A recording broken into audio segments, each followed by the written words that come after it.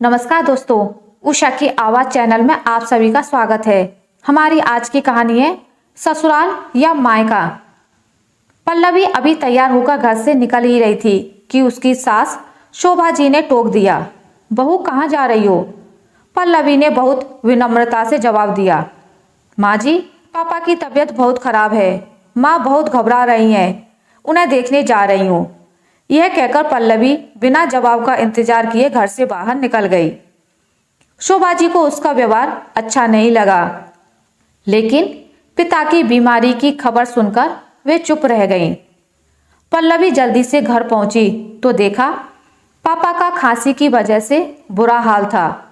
पल्लवी ने मां से कहा, मैंने आपसे पहले ही कहा था कि पापा को किसी अच्छे डॉक्टर को दिखा लेते हैं। खांसी बढ़ती ही जा रही है, लेकिन आप दोनों किसी की सुनते नहीं हो। तुम पापा को संभालो, मैं ऑटो लेकर आती हूँ। हम बड़े हॉस्पिटल चलेंगे।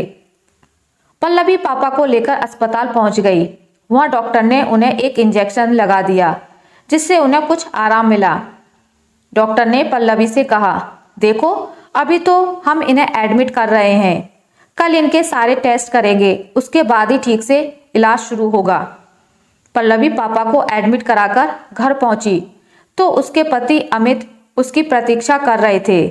पल्लवी ने अमित से पूछा, कैसे हैं पापा? तुम तो उन्हें देखने गई थी, कितनी देर लगा दी? तुम्हें पता है ना, माँ से खाना नहीं बनता। आज सब भूखे बैठे हैं, तुम तो अपने पापा के यहाँ जाकर ही बैठ गई। यह सुनकर पल्लवी की आंखों से आंसू छलक उठे। उसने किसी तरह अपने आप को संभालते हुए कहा, पापा की तबीयत बहुत खराब थी, उन्हें हॉस्पिटल में एडमिट कराकर आ रही हूँ। आप सब बैठिए, मैं अभी 10 मिनट में आप सबके लिए खाना बना देती हूँ। यह सुनकर अमित का गुस्सा कुछ शांत हुआ। उसने कहा, नहीं रहने दो, खाना मैंने बाहर से ऑर्डर कर दिया है। तुम बस माँ के लिए 2 रोटी सेक देना, वे बाहर का नहीं खाती। तुम जाकर नहा लो, हॉस्पिटल से आई हो। पल्लवी को अमित का उसकी केयर करना अच्छा लगा। वह जल्दी से नहाने चली गई। नहाकर उसने माँ जी के लिए खाना बनाकर उन्हें परोस दिया। वह जल्दी जल्दी खाना बना रही थी। उसका मन पापा की ओर लगा था। पता नहीं अब कैसे होंगे। वह फोन करना चाह रही थी। सब काम जल्दी से निपटाकर वह छत पर चली गई। वहां उसने माँ को फोन लगाया। माँ, अब कैसी तबीयत है पापा की? माँ ने कहा, बेटा तेरे जाने के बाद तो इनकी तबीयत और बिगड़ गई थी। इनको खांसी के साथ खून भी आ रहा था। डॉक्टर ने तुरंत सारे टेस्ट कर लिए, सुबह तक रिपोर्ट आ जाएगी।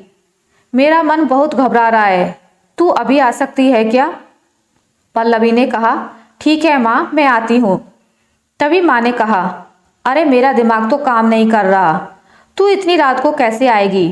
तू सुबह आ जाना और एक काम कर देना, मेरे पास चेक बुक है, सुबह 10,000 जमा करने हैं, तभी इलाज शुरू होगा। तू चेक लेकर बैंक से पैसे निकालकर यहाँ जमा करा देना। कुछ देर बाद करके पल्लवी नीचे आ गई।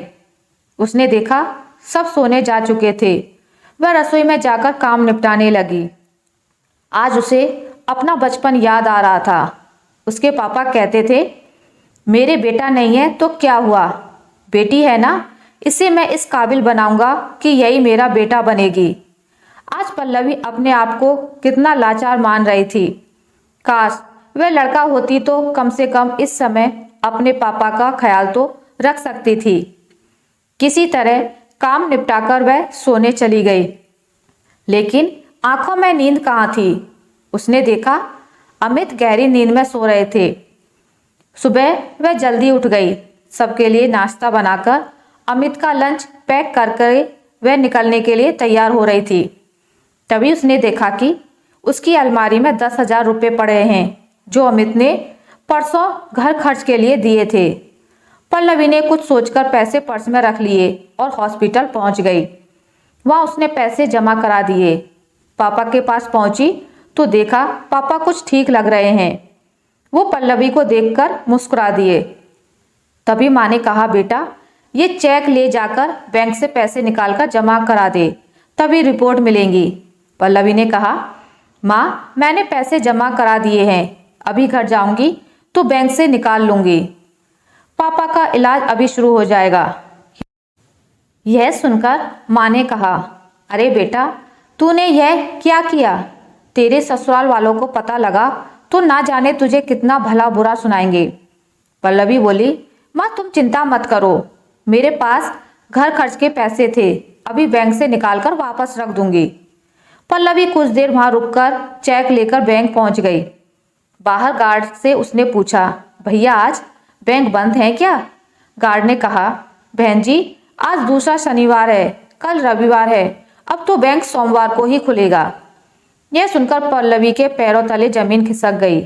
अगर अमित को पता लग गया कि घर खर्च के पैसे पीहर में दे आई तो उसका जीना मुश्किल हो जाएगा। वह डरती डरती घर पहुंची तो उसने देखा उसकी सास शोभाजी गुस्से में बैठी थी। शोभाजी बोली, बहू यह सब क्या है? रात को हमने बाहर का खाना खा लिया, सुबह से तुम फिर गायब हो। अगर दोनों टाइम बाहर का खाना खाएंगे तो हम सब बीमार पड़ जाएंगे। तुम क्या चाहती हो कि तुम्हारे सारे ससुराल वाले उसी हॉस्पिटल में एडमिट हो जाएं जिसमें तुम्हारे पापा हैं? यह सुनकर पल्लवी रोने लगी। नहीं नहीं माँ जी, ऐसा मत कहिए, मैं अभी खाना बना देती हूँ। कहकर पल्लवी तेजी से काम में लग गई। नहा धोकर फटाफट खाना बनाकर सास ससुर को खिला दिया। इधर उसे पापा की चिंता थी, उधर उसे अमित के गुस्से का डर। जब उसे पता लगेगा कि घर खर्च के पैसे मैंने कहीं और खर्च कर दिए। शाम को अमित ने आते ही शॉपिंग के लिए चलने को कहा। पल्लवी ने उसे कमरे में ले जाकर सारी बात बता दी। यह सुनकर अमित को बहुत गुस्सा आया। उसने कहा, यह अच्छा है, मैं इसीलिए बिना भाई की बहन से शादी नहीं करना चाहता था। आज वही हुआ जिसका डर था। मेरी कमाई अपने माता पिता पर लुटाती रहो। यह सुनकर पल्लवी के सब्र का बांध टूट गया। उसने कहा, मैंने सिर्फ एक दिन के लिए पैसे लिए हैं, सोमवार को वापस कर दूंगी। और रही बात बिना भाई की बहन से शादी करने की, तो वो तुमने इसलिए की थी कि इकलौती बेटी की सारी जायदाद तुम्हें मिल जाए। आज मेरे पापा हॉस्पिटल में हैं, मैं डर डर कर उन्हें देखने जाती हूँ। घर आते ही सब मुझे उल्टा सीधा सुनाने लगते हैं, जैसे अपने पापा के पास जाकर मैंने कोई गुनाह कर दिया। मैं अभी अपनी माँ के पास जा रही हूँ। अपने पापा को मैं अकेला नहीं छोड़ सकती। सोमवार को तुम्हें तुम्हारे पैसे मिल जाएंगे। तब अमित ने कहा, मैं भी देखता हूँ वे तुम्हें कब तक रखेंगे अपने पास, रोती हुई वापस आओगी। पल्लवी ने जवाब दिया, उसकी नौबत नहीं आएगी। मेरे पापा ने मुझे इतना काबिल बना दिया है कि मैं अपना और अपने माँ बाप का पालन पोषण अच्छे से कर सकूं। यह कहकर पल्लवी एक बैग में अपने कपड़े रखकर पीहर की ओर चल दी। आज उसे ऐसा लग रहा है जैसे वह बेटी होने की कैद से आज़ाद होकर पापा का बेटा बन गई है। अब वह केवल अपने माँ पिताजी का सहारा बनेगी। अपने घर पहुंचकर उसने बैग रख दिया और सीधा हॉस्पिटल पहुंच गई। माँ के पूछने पर उसने कुछ नहीं बताया। उसने कहा, चिंता मत करो माँ, अमित ने मुझे यहाँ रहकर पापा की देखभाल करने के लिए कहा है। यह सुनकर माँ बहुत खुश हो गई। अगले दिन पापा की रिपोर्ट आ गई। उसमें लंग्स में इन्फेक्शन था। उसी समय उनका इलाज शुरू हो गया। सोमवार के दिन पल्लवी ने 10,000 रुपये अपनी ससुराल भिजवा दिए। कुछ ही दिनों में उसके पापा ठीक हो गए। पल्लवी ने इसी बीच एक नौकरी ढूंढ ली थी। जब उसके पापा घर आ गए तो उसने सारी बात उन्हें बता दी। पापा ने कहा, बेटा हम अपना ध्यान रख लेंगे, तू अमित से बात करके वापस लौट जा। पल्लवी बोली, पापा मैंने घर आपकी वजह से नहीं, अपने आत्मसम्मान के कारण छोड़ा है। अब मैं बेटा बनकर आपकी सेवा करूंगी, आप परेशान ना हो। आशा करती हूँ आपको मेरी आज की कहानी अच्छी लगी होगी। अगर आपको मेरी ये कहानी अच्छी लगी है तो इसे लाइक करें, ज़्यादा से ज़्यादा शेयर करें। और अगर आप मेरे चैनल पर नए हैं तो इसे सब्सक्राइब करना ना भूलें।